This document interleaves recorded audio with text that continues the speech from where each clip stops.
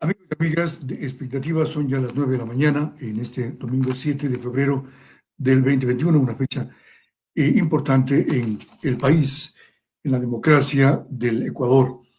Con nosotros para analizar estos temas de las elecciones en los últimos 40 años, estamos con el doctor Enrique Ayala Mora, historiador, político, docente universitario, autor de más de 30 libros, diputado por Imbabura, ex vicepresidente del Congreso y ex candidato a la presidencia de la República. Doctor, vamos a hacer un análisis desde 1979, ligero, unos 30 minutos, para no complicarle el tiempo a usted, con el retorno a la democracia, luego de una década de dictadura civil y militar con Guillermo Rodríguez Lara y con el triunvirato. En ese año se elige a un joven, Jaime Roldós, también otro joven, como Osvaldo Hurtado. ¿Por qué ganó él la presidencia? Eran los afanes de cambio. Su triunfo se debió a sus afanes reformistas, a su juventud, a su discurso. Buenos días, le escuchamos. Buenos días, Jaime. Gracias por su gentil invitación. Bueno, estamos en el día de elecciones y podemos conversar un poco sobre elecciones, pero no de las de hoy día, sino de las Claro, del para pasado, no complicarnos, así para es. que la gente se ubique en cómo ha venido dándose este proceso que ya dura 40 años de vuelta al régimen constitucional, en realidad 41 años. Sí. En 1979 efectivamente fue electo presidente Jaime Roldós Aguilera y vicepresidente Osvaldo Hurtado. Hurtado tenía 42 años y el presidente Roldós tenía 38. Sí. Había sido el candidato de CFP y Hurtado de la Democracia Popular. Esta realidad se dio porque el gobierno, la constitución que se aprobó previamente el año anterior, por iniciativa de los militares, prohibía que quienes no habían tenido padre y madre ecuatorianas fueran presidentes, para prohibir que Bucarán, don Assad Bucarán, el tío de Abdalá, pudiera ser electo presidente.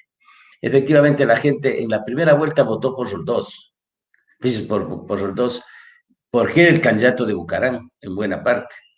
Pero conforme avanzó la campaña, hacia la segunda vuelta se descubrió la personalidad, el propio perfil de Roldós, y la gente comenzó a confiar mucho más en Roldós que en Bucarán. Y claro, en su propuesta de la fuerza del cambio. Esa fue su gran planteamiento, ¿no es cierto? Un planteamiento de reforma, de cambio, de democracia, de respeto a los derechos humanos, incluso de elevación del salario mínimo al doble. Usted recordará que el salario mínimo era 2.000 sucres y la subieron a 4.000, ya cuando inició su gobierno el presidente Roldós. Se había producido una dictadura progresista en medio de un auge. Rodríguez Lara es una dictadura muy progresista y honrada, ¿no? Luego vino un triunvirato reaccionario, un triunvirato ya que dio marcha atrás en el proceso de revolución nacionalista de los militares, salpicado de corrupción ya para estas alturas, y además, pues, muy represivo. Ese fue el protagonista de la masacre de Astra, de un asesinato de más de 30 trabajadores en una huelga en el ingenio Astra. Había protagonizado el asesinato de un líder político, de Abdón Calderón.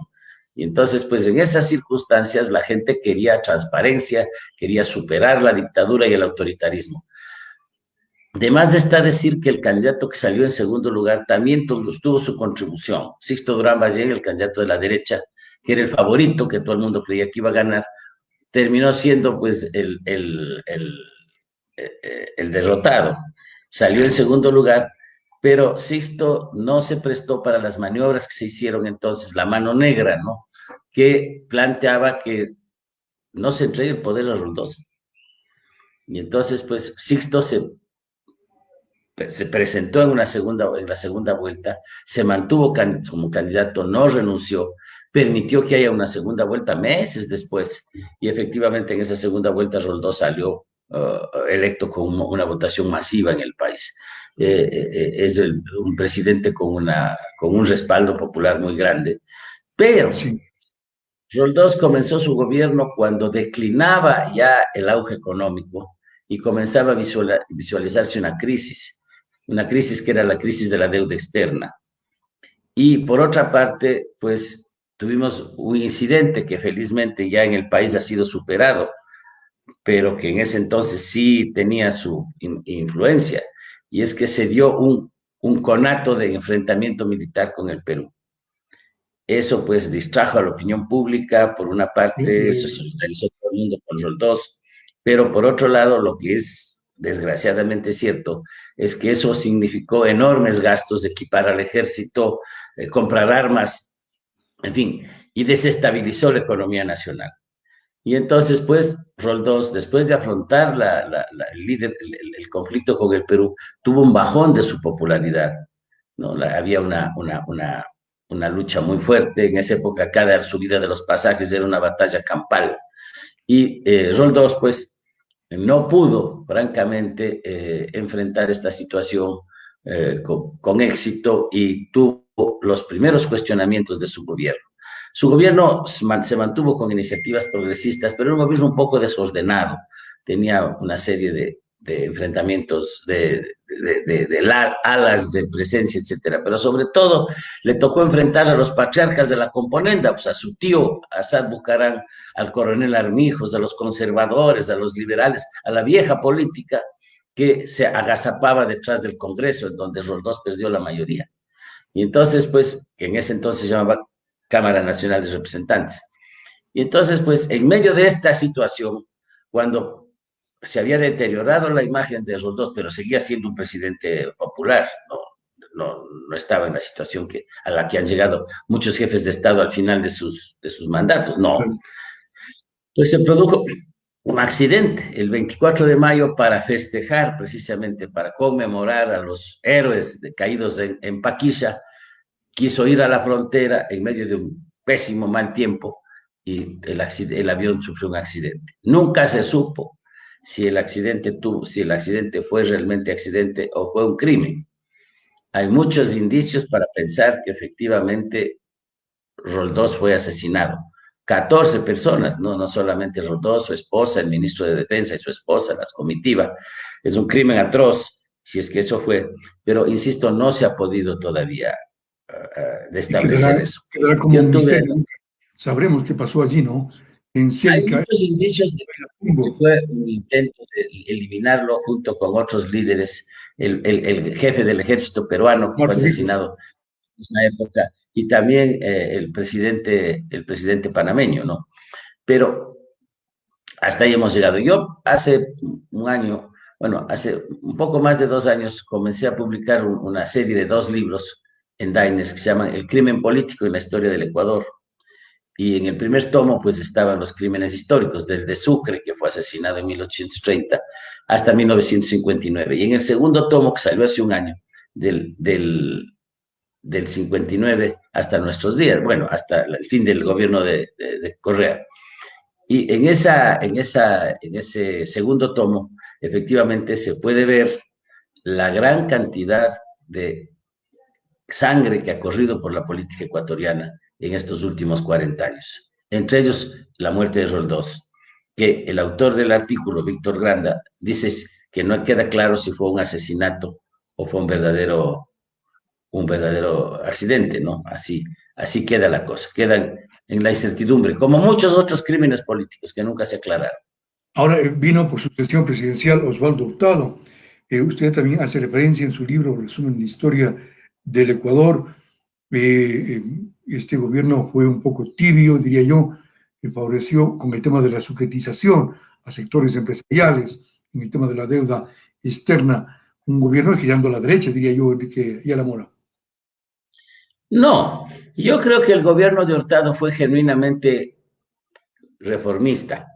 Lo Ya, que pasa es que, conociendo al doctor Hurtado que hoy vemos, que sí es un militante de derecha, tal como ahora lo conocemos, tendemos a proyectar eso al pasado. No, el gobierno de Hurtado fue un gobierno progresista, fue un gobierno ya, reformista, no tan radical como el de Roldós, pero más ordenado ajá, y con más realizaciones. Hizo un gran proyecto de alfabetización rural.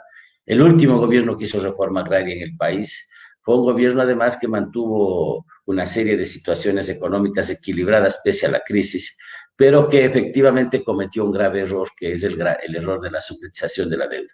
Es decir, asumió la deuda en dólares de los empresarios privados y les permitió que paguen en sucres. Hasta ahí se podría decir que era necesario, que posiblemente eso era necesario, pero el error consistió en una doble situación.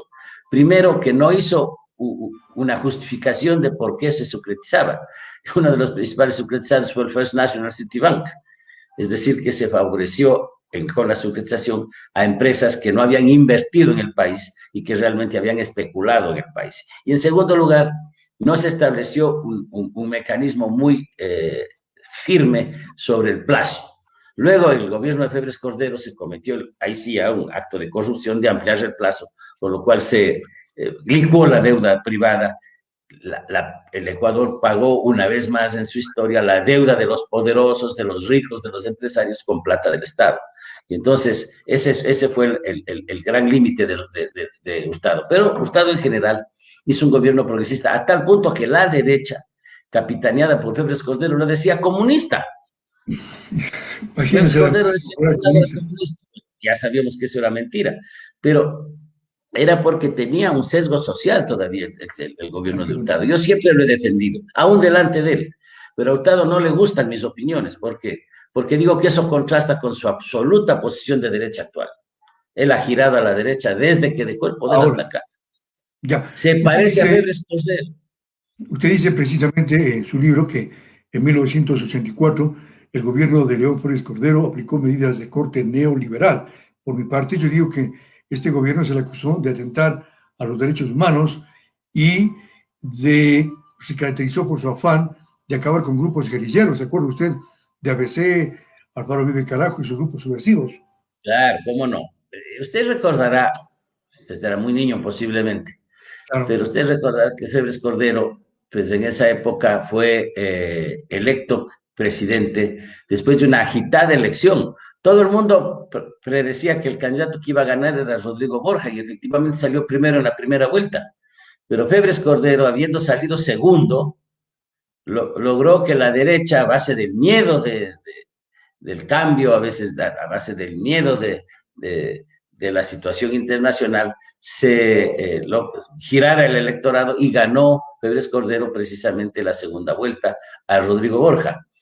Y comenzó un gobierno que había ofrecido pan, techo y empleo, un gobierno medio populista, de derecha, que efectivamente pues tomó, por un lado, medidas de corte neoliberal, que eran las que estaban en vigencia en el mundo. Para entonces se había dado una especie de moda internacional, un predominio del neoliberalismo, que se inició en Gran Bretaña con Margaret Thatcher y se consolidó con Ronald Reagan en Estados Unidos.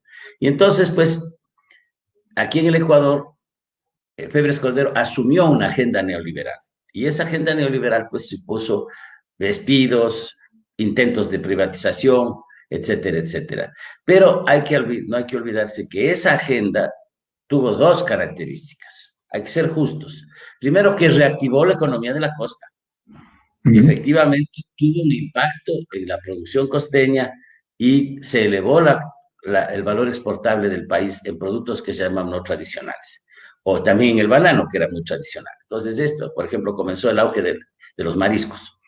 Esto sí es importante destacarlo de la política de Febres Cordero. Por otra parte, hay que decirlo que su política fue obstaculizada por un desastre, pues un terremoto que nos afectó aquí en Ibarra muchísimo, porque el 87, centro de la ciudad, ¿no es cierto?, destruyó algunos de los edificios importantes de Ibarra, y de Imbabura en general, pero sobre todo rompió el oleoducto, pues 6 meses sin exportación petrolera. Hubo un cambio que se hizo con Venezuela, entonces Venezuela nos ayudó y nos ayudó a exportar el petróleo porque sobreexplotó Venezuela a cambio del petróleo que nosotros teníamos y luego se hicieron algunas reposiciones. Pero claro, Febres Cordero terminó su periodo en medio de esta situación grave. Pues usted fue el 7 de marzo, me acuerdo, de 1987. Faltaron un poco más de un año para la terminación del periodo de Febres Cordero. Pero es importante destacar esto, porque Febres Cordero entonces acudió a los empresarios, a los beneficiarios de su gobierno, y les dijo, bueno, ayuden, Y luego los empresarios ecuatorianos no quisieron poner su contingente para afrontar el problema del terremoto. Y ahí es cuando les gritó en el Palacio Nacional, no ganen tanto, el propio Febres Cordero. Entonces hay que ver eso. Por otro lado, pues Febres Cordero tuvo una desastrosa política internacional. Nos aisló de los foros internacionales, con una excepción, que como era un hombre temperamental, se peleó con el gobierno norteamericano por un asunto puntual y se fue a parar a Cuba. Entonces fue el primer presidente ecuatoriano que visitó Cuba de Fidel Castro. Y luego, Claro, pues, también ya en una cuestión de fondo, un gobierno muy represivo, muy abusivo. En el Ecuador, mi querido Jaime, nunca ha habido una guerrilla propiamente, porque la guerrilla supone que haya un como en aparato Colombia, ¿no? militar nacional, En ¿no? Colombia, ¿no? Lo Sino que en más el bien, Ecuador hubo un movimiento insurreccional que ya, lo que hizo es algunos asaltos que se llaman, puedes llamarlo eufemísticamente como recuperaciones, se asaltaron algunos bancos, se secuestraron algunas personas para cobrar rescate, y eso parecía que iba hacia un proyecto de insurrección, pero en realidad no se dio. También surgió otro grupo, Montoneros Patria Libre, el primero era Alfaro Vive Carajo, pero esos dos grupos nunca llegaron a la guerrilla, se quedaron en este. Pero el gobierno reaccionó con una violencia enorme y le declaró la guerra sucia a toda esta gente, ¿no? Hay casos lamentables de personas que fueron secuestradas en Panamá, traídas en forma ilegal al Ecuador y fusiladas en el Ecuador sin fórmula de juicio. Hay el caso de 3 personas, por ejemplo, en el norte de Quito, a quienes se los asaltó la casa donde estaban durmiendo, los tomaron presos y los pusieron contra la pared y les fusilaron, ¿no? Eso se hizo en tiempo de Febres Cordero, el asesinato de Consuelo Benavides, en fin. Incluso la y muerte el de un tema del, banquero, pues, claro, Naín Isaías, ¿no? al cual, ¿el de quién? Naín Isaías, amigo de León Férez Cordero. Claro, el banquero Isaías, que fue secuestrado, y en vez de agotar los medios para negociar su salida, Félix Cordero ordenó que se le asalte la casa y murió el banquero, ¿no? Algunos dicen que con una bala de la policía, esto no está claro. En el medio de la confusión, pues no se supo qué pasó. Bueno, el gobierno de Febres Cordero levantó la reacción social, tuvo una fuerte oposición del Frente Unitario de los Trabajadores, porque frente a Hurtado, pues se robusteció enormemente el Frente Unitario, ¿no? El FUT se consolidó como la fuerza de resistencia popular ante el neoliberalismo. Eso es muy importante destacarlo. Claro, a Febres Cordero, es decir, a Febres Cordero le sucedió Rodrigo Borja. Rodrigo Borja al fin ganó la elección. Rodrigo Borja tuvo una gran ventaja, y es que él, el gobierno de Borja, más la democracia popular y más el FADI, lograron una mayoría estable en el Congreso. Entonces Borja tenía el gobierno y el Congreso. Pero sin embargo, Borja nunca pudo cumplir con el compromiso de hacer el cambio en este país. Borja hizo un gobierno respetuoso de los derechos humanos, un gobierno relativamente honrado, porque también tuvo sus uñas largas por ahí, comenzando por las del vicepresidente, pero personalmente Borja siempre ha sido un hombre honrado. Y entonces, pero un gobierno estéril, no hizo ningún cambio importante, pero ninguno, porque incluso lo que se adjudica a veces, que es la creación de la educación bilingüe, o fue obra de Hurtado. Osvaldo Hurtado creó el sistema de educación bilingüe intercultural, que es un avance importante del país. Claro, a medio periodo Borja ya no pudo tener mayoría en el Congreso, ya ganó la oposición, y eso complicó las cosas. Borja continuó la política neoliberal en forma más indecisa, digamos, ¿no? Pero no tuvo un cambio sustancial. El Ecuador después de Borja no se le reconoció distinto. Y lo único que se puede decir de Borja es que comenzó un proceso de acercamiento con el Perú, que es muy importante, y que mantuvo respeto a los derechos humanos y a la prensa, y en general, pues, a la oposición.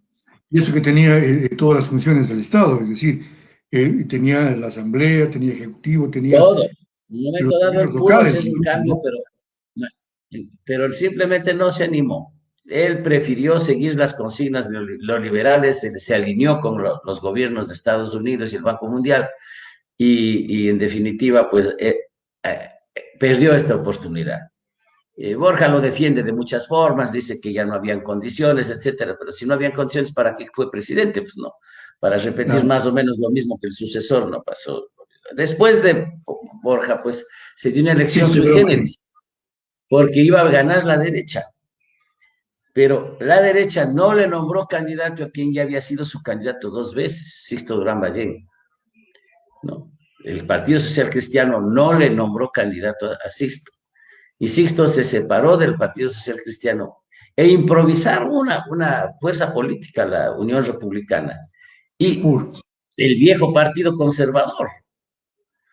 Hicieron una alianza, y esa alianza le ganó a Jaime Nebot. Jaime Nebot fue el candidato oficial del Partido Social Cristiano, y Nebot perdió esas elecciones ante Sixto, con un triunfo consistente. Nebot, pues, que era el favorito, asimismo, fue vencido por una persona mayor, ya tenía su edad, Sixto, 74 años creo que tenía cuando fue electo presidente. 71 años. Y entonces Sixto, pues, a la tercera llegó a la presidencia, con una consigna de racionalizar el país, de agudizar el neoliberalismo. Su vicepresidente, un tipo muy capaz, muy inteligente, pero muy radical de derecha, Alberto Dají Garzosi, dirigió la política económica.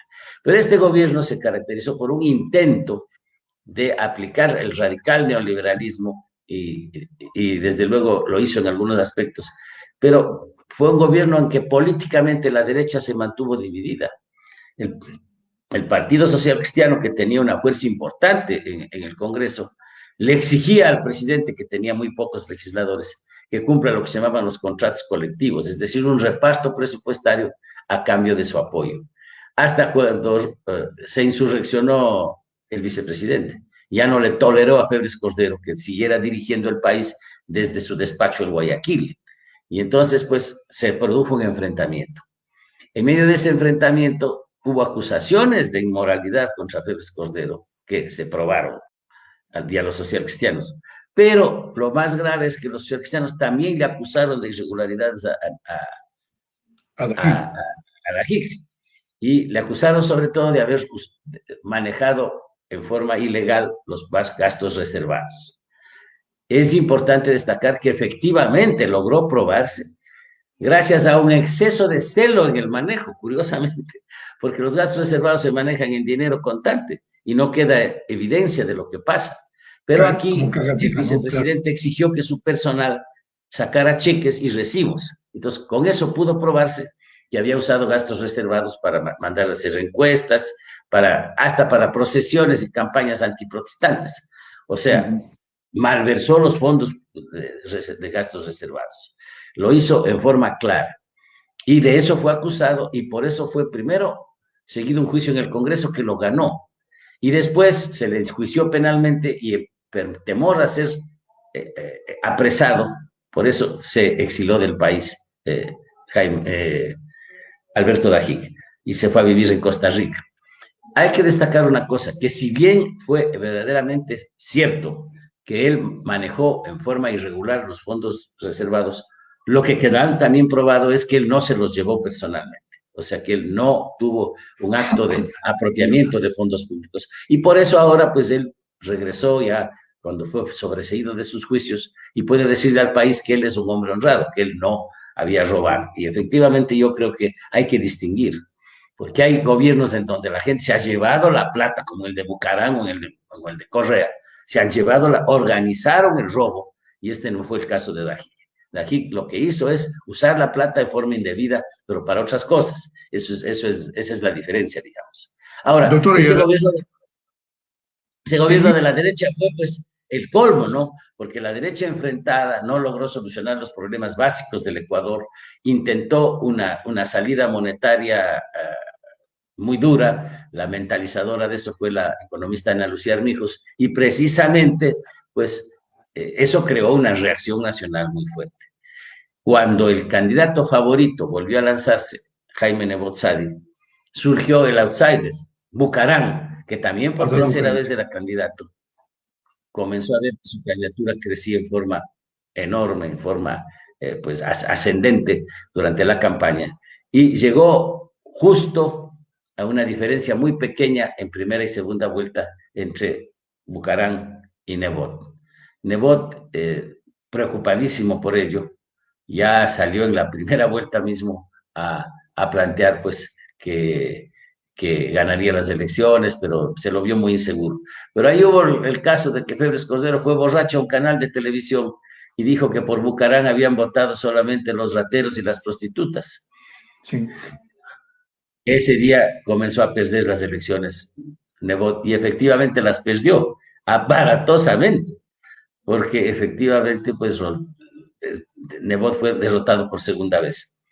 Lo menciono ahora porque yo tengo la impresión de que esa trauma de la derrota de Nebot ha tenido sus consecuencias hasta hace pocos meses, en que Nebot no terminó de animarse a ser candidato por miedo a volver a perder y prefirió pactar con su adversario de derecha, que es el señor Lasso, y le apoyó en esta elección. Pero Nebot, pues efectivamente fue un candidato que pudo ganar, pero que tuvo estas dos derrotas que le dejaron muy traumado, diría yo. Bueno, el gobierno de Bucaram fue catastrófico, fue desastroso. Apenas 6 meses en poder, ¿no? La clase política, enfrentó a los indígenas, enfrentó a los militares, pero intentó una reforma económica relativamente racional, que hubiera sido mejor para el país que la dolarización, entre paréntesis. La convertibilidad. Claro, así fue. Sin embargo, claro, el gobierno de Bucaram no era creíble. Ese era el problema. Por más lindo proyecto económico que hubiera tenido, no era creíble. Y efectivamente, una insurrección de los barrios de Quito, de los sectores medios, movieron el piso hasta cuando los militares resolvieron separarlo del poder. Jaime, aclaremos una cosa. A veces se dice, no, pues es que a Bucaram lo derrotó la ciudad de Quito, a Maguad, como vamos a ver luego, lo derrotaron los militares, y a Sixto lo votaron los indígenas, y a Lucio igual una insurrección popular. No. En este país, cuando hay un conflicto serio de poder, los que resuelven son los militares. Fue el arbitraje militar, en ese entonces el general Paco Moncayo, el jefe del Comando Conjunto de las Fuerzas Armadas, ellos resolvieron que Bucaram tenía que irse, que no debía ser sucedido por su vicepresidenta porque había una falla constitucional que le impedía hacerlo, y luego que debía ser nombrado un presidente interino, que fue Fabián Alarcón, y que efectivamente se hizo cargo del poder durante casi 2 años y llevó adelante un gobierno muy débil, un gobierno con enormes problemas económicos y que no tuvo la voluntad de hacer lo que debía, que es hacer la paz con el Perú. Tenía todas las condiciones y no lo hizo. Pues ese gobierno de Fabián Alarcón, sin embargo, pues tiene el mérito de haber reenrumbado al país por el régimen jurídico. No estuvo exento de corrupción, ¿no? Porque el ministro de gobierno se le descubrió que él sí se había apropiado de gastos reservados en términos privados. Verdugo, ¿no? Creo que era César Verdugo. Del país y él no ha vuelto más, César Verdugo. César Verdugo. Dicho sea de paso, el gobierno de Bucaram pues tuvo escándalos económicos tan fuertes como que el hijo hizo una fiesta pública después del millón que había ganado en las aduanas, ¿no? Bueno, una cosa verdaderamente escandalosa. Pero el asunto es que el gobierno de Alarcón, hay que recordarlo, de todas maneras tuvo una situación económica mala. Tuvo un promedio de $14 de barril de petróleo. El Ecuador ya desde el tiempo de Rodríguez Lara vivía fundamentalmente los ingresos petroleros, pero los ingresos bajaron a $14. Si hay que tomar en cuenta que el promedio durante el gobierno de Correa fue de 80 y pico y llegó a $140.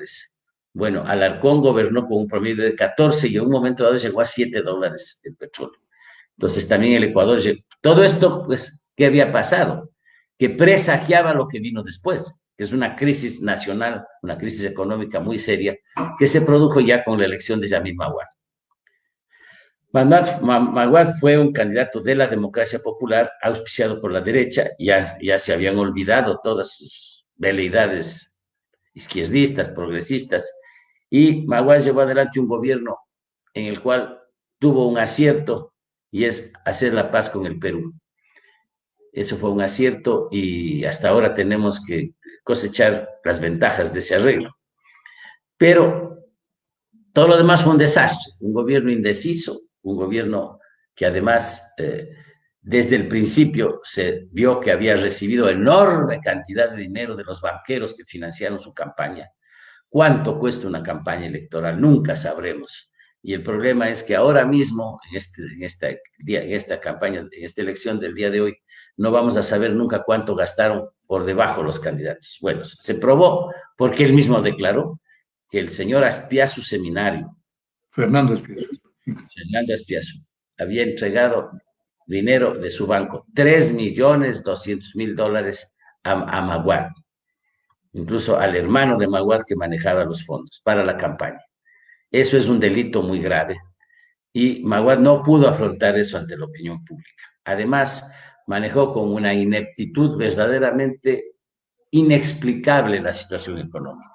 No tomó medidas a tiempo, no afrontó la crisis que se venía en forma galopante y llegó un momento dado en que para proteger al banquero que le había dado dinero, declaró un feriado bancario. Es decir, les autorizó a los bancos a cerrar una semana, a no hacer pagos y a que después de esos pagos se hagan en forma escalonada. Eso no en términos inmediatos. Es decir, secuestró el dinero de la gente. Porque los bancos no se obligaron a devolver todos los depósitos, sino a devolverlos en forma escalonada. Eso se complicó porque la inflación obviamente subió a niveles increíbles. La inflación había estado en un promedio de 40, 50, llegó a 100% en algún momento. Y yo recuerdo que cuando comenzó su gobierno Hurtado, bueno, cuando comenzó su gobierno, Maguad. Roldós, el dólar estaba como a $20, es decir, el sucre, el dólar estaba a 20 sucres. Hurtado dejó en 43, pero llegó un momento dado en que el dólar se subió a 4.000 sucres en la época de Bucarán, y después, pues, se llegó a situaciones inverosímiles, a 18, 19.000 sucres por dólar. Sí, sí. ¿No? Es decir, ya el dinero de la gente se licuó. El feriado bancario permitió que los banqueros se apoderaran del dinero, que no lo devolvieran y que paulatinamente se fuera deteriorando, de manera que devolvieron cantidades que dolarizadas eran miserias. Con un agravante, que Maguad, en forma irresponsable, en forma absolutamente no científica ni técnica, resolvió dolarizar el país. Yo creo que hay que acordarse, porque ahora dicen que ha sido un benefactor del Ecuador porque dolarizó. No. Maguad cometió la irresponsabilidad de dolarizar y eso causó enormes problemas en el país. La dolarización trajo muertes, suicidios, quiebras, porque para dolarizar subieron a 25.000 sucres el dólar. Además, nunca supo nadie por qué le puso 5.000 más. Con lo cual les dio 10.000, 5.000, 25.000. a los negociantes de las divisas.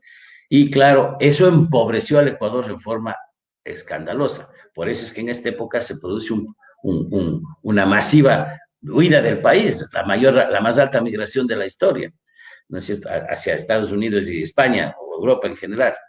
Pero aclaremos entonces, para no dejar suelta la idea de la dolarización, es que Maguad cometió la irresponsabilidad de hacerlo sin estudios, sin preparación, aún con la oposición del gobierno de Estados Unidos y del Fondo Monetario Internacional, por si acaso, que le dijeron que eso no se hace así, que tenía que prepararlo. El precio del que el país pagó por la crisis y luego por la dolarización fue altísimo en términos sociales y humanos.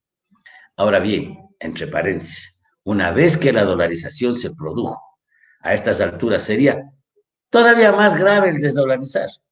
Sería una verdaderamente inconcebible eso. Entonces, yo estuve en contra de la dolarización. Creo que la dolarización no es tan belleza como todo el mundo. Tenemos un país caro. Ahí está Turcán, una ciudad devastada por la dolarización. ¿Por qué?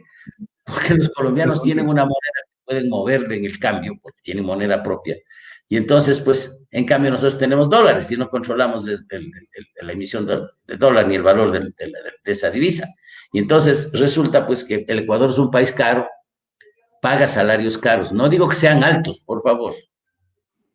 Paga salarios caros, mucho más caros que en los dos países vecinos. Y la dolarización nos ha hecho un país con estándares que nos vuelve poco competitivos en el exterior. Eso es clarísimo. Y eso no pueden decir que no quienes mentalizaron la dolarización. Entonces, la dolarización tiene un precio. Ese precio ya se pagó en un momento dado de tipo social y se sigue pagando ahora en términos de lo caro que es el país. Pero yo no estoy planteando que hay que desdolarizar el Ecuador, ni mencionar. Yo creo que a estas alturas lo que hay es que mantener la dolarización y hay que tratar pues de que esto se consolide y no se vuelva una especie de cuco. Ahora en esta campaña precisamente ha sido el cuco de la desdolarización. Eso le hace daño al país, porque la economía no es cosa seria, ¿no? Es una cosa muy seria. Bueno, así pasó, pues llegamos al año 2000 y ahí de nuevo el Comando Conjunto de las Fuerzas Armadas, después de un decidió. intento de junta militar indígena, el Comando Conjunto resolvió que había que separar a Maguad y le entregaron el poder al vicepresidente. Gustavo Noboa. Jaime, ¿dónde se posesionó Gustavo Noboa? En un En cuartel el militar. Ministerio de Defensa. Los militares nos mandaron clarito el mensaje. No fueron a acompañarle a que se haga cargo del palacio, que ya estaba vacío, que ya podía ir tranquilamente. Lo posesionaron en el Ministerio de Defensa. Es decir, aquí el que manda es el ejército. Entonces, se posesionó en el Ministerio de Defensa y de ahí se hizo cargo de la presidencia de la República, incluso fue al Congreso Nacional. Bueno, Gustavo Noboa hizo un gobierno como pudo, tratando de estabilizar las cosas, de mantener la dolarización y de manejarse en una situación de la más extrema pobreza que el Ecuador haya tenido en años. También tuvo que enfrentarse con Febres Cordero, que era su opositor. Pero Gustavo, que es un hombre de armas tomar, ¿no? Realmente Gustavo es un hombre de gran carácter, un hombre de derecha, ¿no? Pero un hombre honrado también. Pues se enfrentó a Febres Cordero de la forma más agresiva, ¿no? Porque usted recordará que Gustavo Noboa se refería a Febres Cordero como Don Corleone, es decir, le decía el jefe de la mafia, y a veces le decía Don Corleone, ¿no? Por la fama que tenía Febres Cordero de un asunto personal que yo creo que no debe mencionarse en la política. Pero Gustavo, pues, enfrentó a la derecha, curiosamente. No tuvo una oposición de izquierda muy fuerte, ni de las organizaciones sociales, porque, claro, estaba tan apaleado el país por la crisis que no pudimos reaccionar. Pero lo que sí pasó es que el Ecuador, pues, en definitiva, despechado de las viejas fórmulas, desechó al favorito, que ya había perdido en una elección el año 92, que era León Roldós Aguilera. ¿Sí? León Roldós fue el favorito el año 2002. La gente ya calculaba que ganaba él. Y sin embargo, resulta que en esa oportunidad, pues la gente pateó el tablero y votó por el jefe de los militares que se habían insurreccionado contra Maguad, que era el coronel Lucio Gutiérrez. Entonces ganó Lucio Gutiérrez esa elección y comenzó un gobierno errático. Esa es la verdad. Lucio dijo que iba a comenzar enfrentando a la oligarquía y enfrentando a los grandes poderes de este mundo. Pero lo primero que hizo es irse a visitar en Estados Unidos al presidente de la República, que además le confundió, que ni siquiera supo que estaba hablando con el presidente del Ecuador. Y entonces, claro, ahí participaron el MPD, que ahora se llama Unidad Popular, y el Pachacuti. movimiento Pachacuti de ese gobierno. Una canciller no fue nombrada del movimiento Pachacuti, la Nina doctora Pacari. Nina Pacari Vega. Pero la doctora Vega se fue a meter al Fondo Monetario Internacional y al regreso dijo que habían sido muy buenos los del Fondo Monetario, que de gana nos quejábamos. En suma, realmente ese gobierno comenzó pues erráticamente, pero en un momento dado el MPD se retiró del gobierno y luego el gobierno separó a los ministros de Pachacuti, a los ministros que habían sido ministros con, y pactó con el Partido Social Cristiano. Gobernó un tiempo con el Partido Social Cristiano, hasta cuando tuvo un desencuentro con el Partido Social Cristiano y en forma absolutamente incomprensible, pactó con su adversario, con Álvaro Noboa, a quien había derrotado. Y Álvaro Noboa hizo mayoría y con esa mayoría derrocaron a la Corte Suprema de Justicia para permitir el regreso de Bucaram. La Pichi Corte, ¿no? La Pichi Corte. Yo estuve ahí de legislador, fui legislador por Pichincha en esa oportunidad, y me acuerdo pues que luchamos todo lo que pudimos para hacerles entender que no se podía destituir a la Corte Suprema desde el Congreso, que no tenía esa atribución, que era un acto de abuso, tanto más que esta Corte anterior había sido nombrada por concurso y que tenía más bien prestigio. Pues no, abarrieron con esa Corte y efectivamente, pues eso le trajo la caída a Bucaram. La gente no a Lucio, no le toleró la presencia del abogado del asesor principal de Bucaram, el doctor Castro, que le decían el Piche, por eso se llamaba la Piche Corte, y fue Guillermo Castro Dájer. Guillermo Castro Dájer. Y entonces, pues, tuvo que separarse, ¿no? Ahora, en la reacción contra Lucio no hubo una reacción contra una política económica, porque Lucio hizo un gobierno en el cual, pues, se benefició de la capacidad de recomposición que tenía el Ecuador. Lucio dice, en mi gobierno no hubo subidas de impuestos, en mi gobierno hubo porcentajes de mejor, dice, ¿no? enormes, pero eso no es ninguna novedad, pues, porque cuando se está en el hueco, en la parte más profunda del hueco, salir de ahí permite pues el que se vayan dando cifras positivas, y efectivamente ese gobierno tuvo cifras positivas, aunque el precio petrolero no fue muy significativamente alto. Entonces, claro, Lucio salió por una cuestión política, no fue un tema económico, porque a la larga el país no le toleró su pacto con Bucaram, porque Bucaram llegó en una especie de proceso espectacular ahí. Y desde luego, pues eso generó un rechazo, sobre todo de los sectores medios y de los militares, que los separaron del poder. El sucesor, pues, fue Alfredo Palacio, que le tocó simplemente terminarse el periodo, tuvo el mérito, bueno, ahí dijeron que iba en la rebelión que se dio en Quito, sobre todo los así llamados... A refundar el país, ¿no? Iba a refundar el país, dijo Alfredo Palacio. Y no refundó el país. Incluso lo secuestró, ¿no? En un momento dado la multitud, pues ahí en Ciespal, ¿no? Ciespal, claro. Y no le dejaban salir, y era ya el presidente de la República. Entonces Alfredo Palacio, pues, fue un gobierno débil, que sin embargo tiene el mérito de haber hecho una política petrolera bastante racional. Yo creo que ese legado le dejó al país Palacio, que entregó el poder a un exministro suyo, que asimismo, en el año 2006, se produjo un fenómeno, y es que de nuevo el favorito era Jaime Lorenz Roldós, tuvo el desacierto de pactar con la izquierda democrática, y concretamente claro, jefe de la izquierda democrática, que ahora está prófugo, ¿no? Que ahora está viviendo prófugo.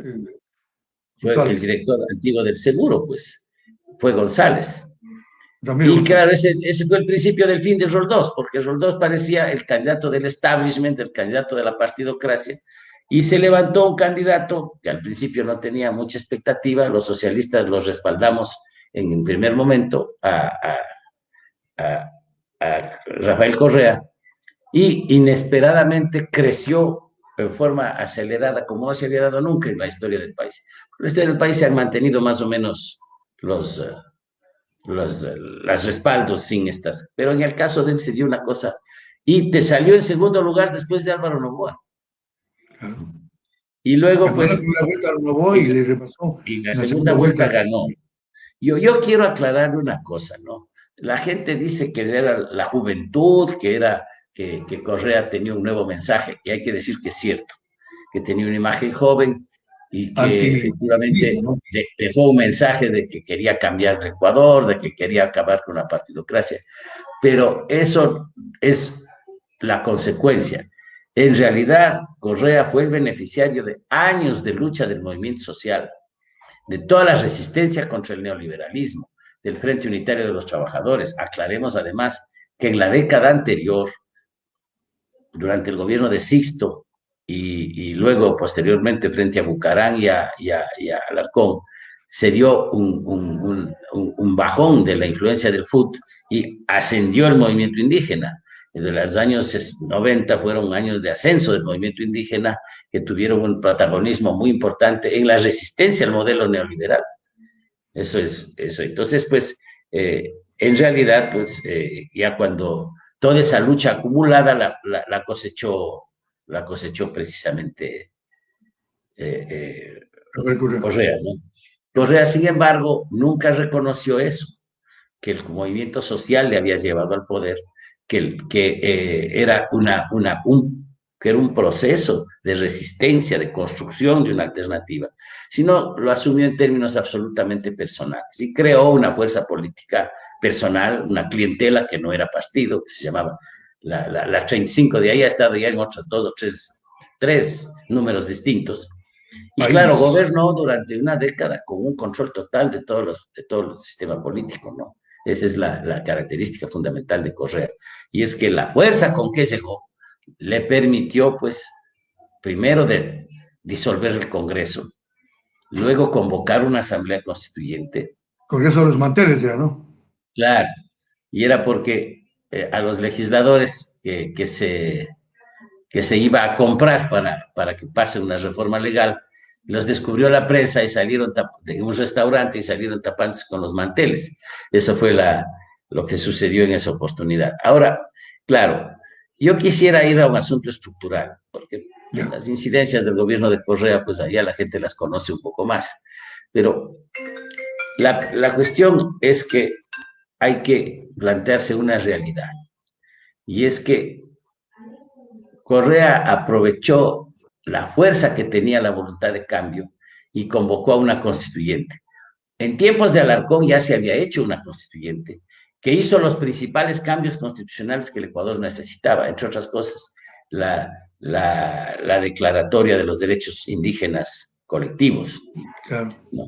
Pero le cuento la anécdota de que los redacté yo, me encargaron y tuve la gran satisfacción de redactar personalmente todos los derechos indígenas, los derechos colectivos, era miembro de esa comisión y me aceptaron casi sin cambio, de manera que lo que Ya. quedó en esa constitución y luego vino la de 2008 sobre derechos indígenas, lo hice yo por convicción, porque nosotros lo habíamos venido sosteniendo eso desde hace muchos años.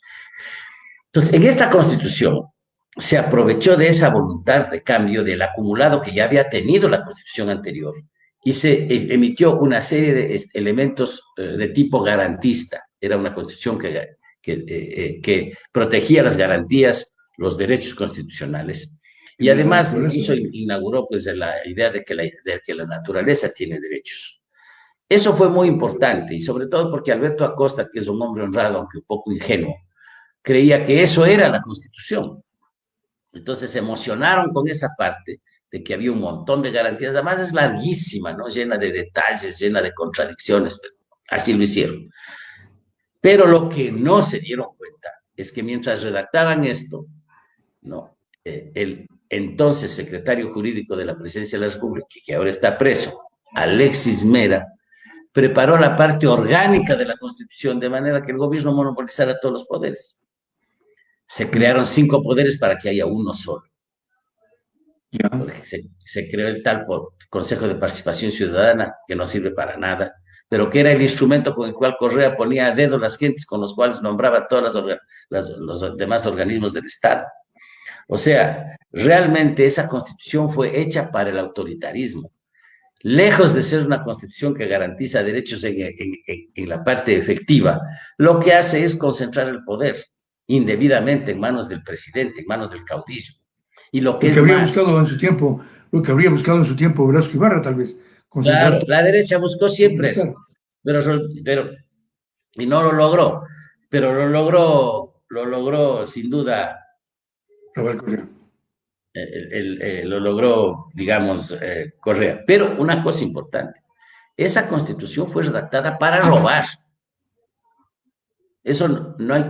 Alberto Acosta se muere de iras cuando oye esto, porque le pasaron por las galletas, le pasaron por debajo de las piernas las normas. ¿Por qué? Porque levantaron todas las restricciones para la preinversión, levantaron las responsabilidades de Contraloría previas a la contratación y permitieron que por decretos de emergencia se pudiera hacer una serie de transformaciones, una serie de cambios Cambios. que realmente fueron escandalosos. Entonces, esa constitución no solamente es autoritaria, sino que favoreció la construcción de un aparato de corrupción en el país. Hasta ahora subsiste, porque no se ha podido vencerlo en la sucesión de Correa. Esa es la verdad, ¿no?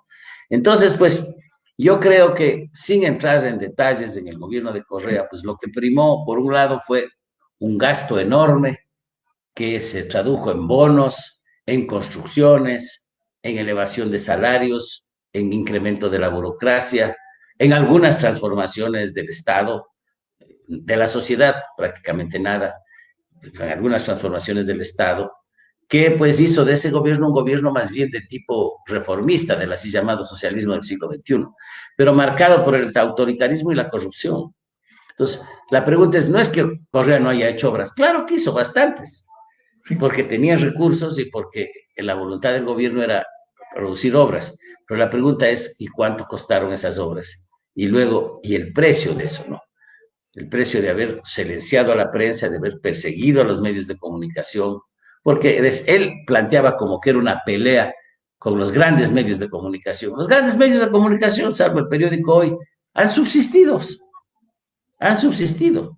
En cambio, los pequeños medios de comunicación, las pequeñas radios, los canales como este, de tipo más local, estos son los más golpeados. Yo quiero felicitarle, Jaime. Usted sabe, usted ha sido siempre una persona a quien yo le he tenido mucho afecto y mucha admiración, precisamente porque usted fue un pionero de esta forma de comunicación. Y le felicito además porque habrá sufrido mucho el tener que sostener este medio. Precisamente porque en tiempos de Correa, estos fueron los medios que sufrieron. 40 y más radios se cerraron. Les quitó a una serie de personas la posibilidad de comunicación local y comenzó a tal punto que en un momento dado el actual alcalde de Quito, que en ese entonces era correísta, tenía más de 40 licencias de transmisión. Es que es una cosa horrible. Entonces, por ejemplo, en ese caso, hay que destacar que ese gobierno, pues, efectivamente, es imposible decir que en 10 años no se hace obras y que no se haya tenido aciertos. Yo le puedo mencionar algunos. Lo que sí quiero decir es que en general el gobierno estuvo caracterizado por la represión, por el autoritarismo y por la corrupción, ¿no? Entonces, claro, ahí sí llegamos al gobierno actual. Y el gobierno actual, pues, sucedió lo que iba a pasar de todas maneras. Comenzó intentando mantener buenas relaciones, pero terminó rompiéndose con Correa. Y efectivamente, pues, el gobierno rompió con Correa. Este gobierno ha hecho 4 cosas que me parecen importantes y yo creo que hay que destacarlas. 1, inauguró un gobierno que quiso ser la continuidad de Correa, pero no pudo. Y no pudo, primero, porque Correa quiere mandar en todo y no le dejaba espacio al presidente. Y segundo, porque la situación había cambiado. Entonces, este gobierno adoptó el modelo sin duda ninguna, y es innegable, un modelo de un gobierno por empresarial. Este gobierno es un gobierno de los empresarios. Y entonces, pues, tomó una serie de medidas, como comenzó perdonándoles los impuestos, las deudas a los empresarios y cargándole de impuestos al conjunto de la población. Eso es indudable. Por otra parte, es un gobierno que tuvo el mérito de reinstitucionalizar el país.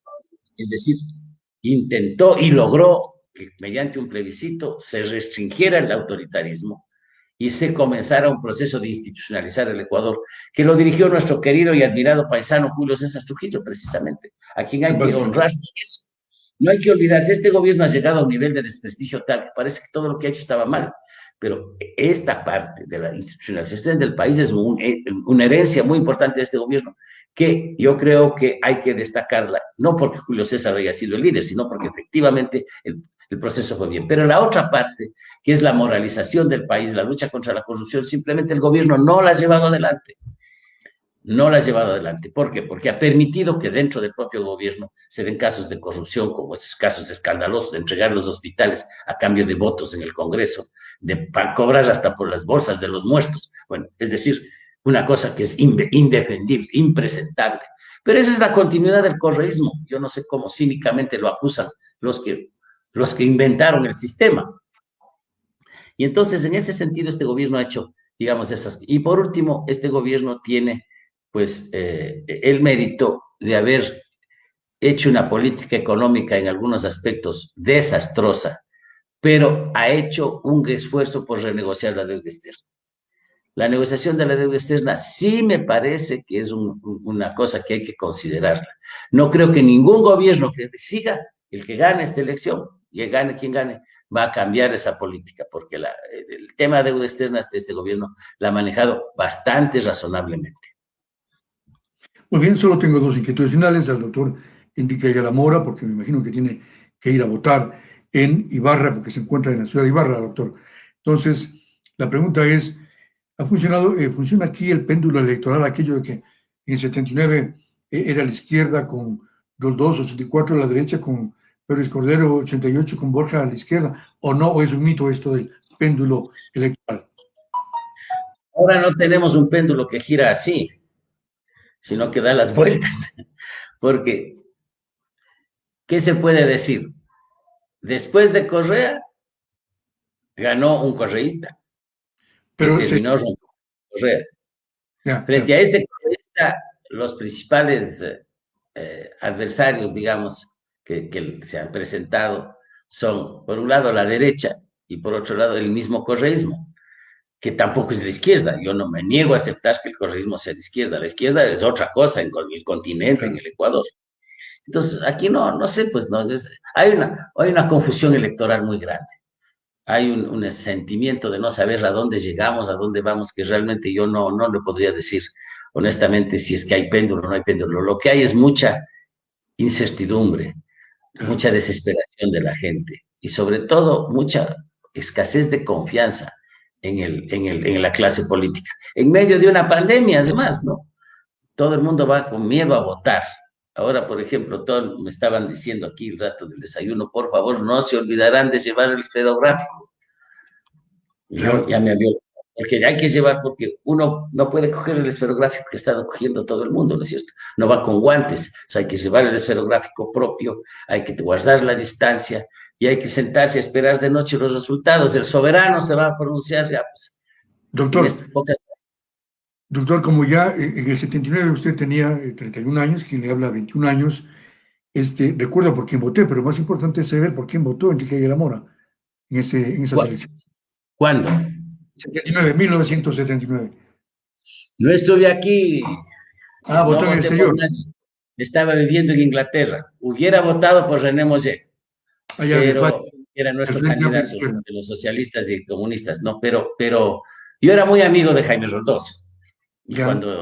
Pero yo estuve ausente cuando fue la elección de Roldós y cuando murió Roldós. De manera que yo no voté. Pero lo demás le diré, pues, yo he tenido una votación un poco errática porque hubo una época anterior, por ejemplo, en que nosotros, los socialistas, no votábamos, no participábamos en el proceso electoral.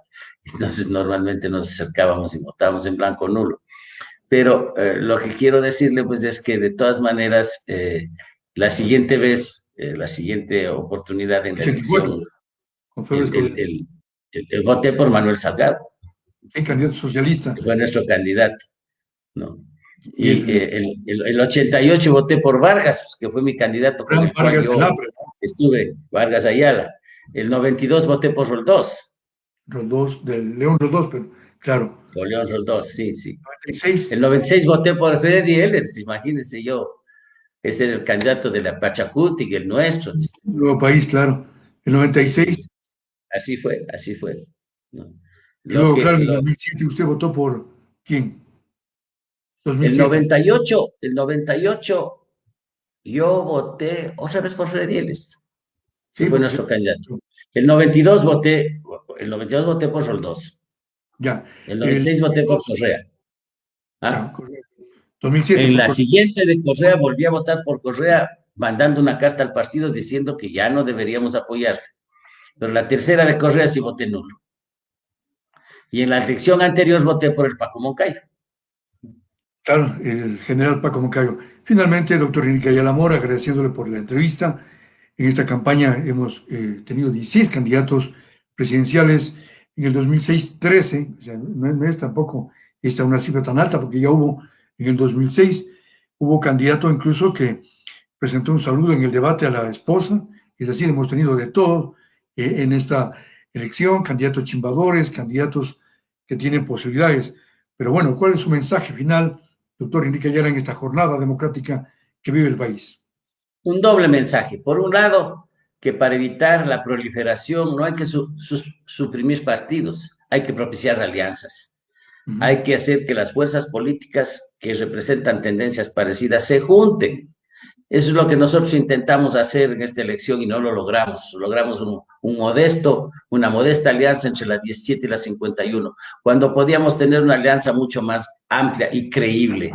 Esa es mi primera preocupación, que hay que promover la unidad y las alianzas. Y en segundo lugar, hay que prepararse para que el siguiente gobierno pues enfrente temas de fondo.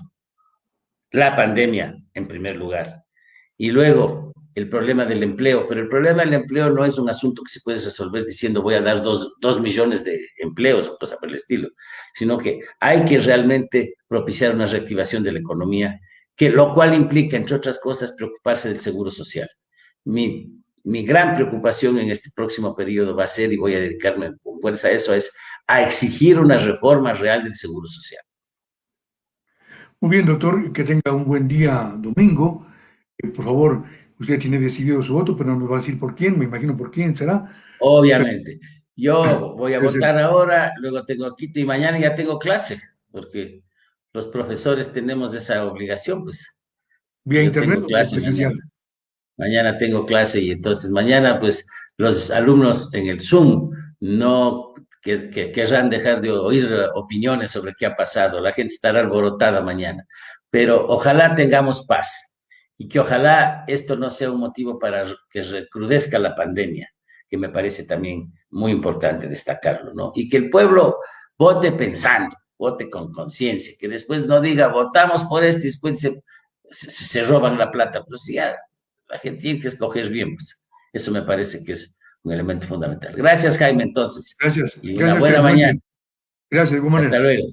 Hasta luego. El doctor Enrique Ayala Mora, historiador, político, docente universitario, escritor en este análisis sobre los presidentes del Ecuador en los últimos 40 años. Interesante, sin duda, como testimonio para las actuales generaciones y conozcamos de buena fuente qué ha pasado en el país en estos 42 años de retorno a la democracia cuando se terminaron unas dictaduras, la dictadura civil y militar, civil con Velasco Ibarra, militar con Guillermo Rodríguez Lara y el triunvirato en donde intervinieron las fuerzas, los altos militares del ejército, la aviación y la marina.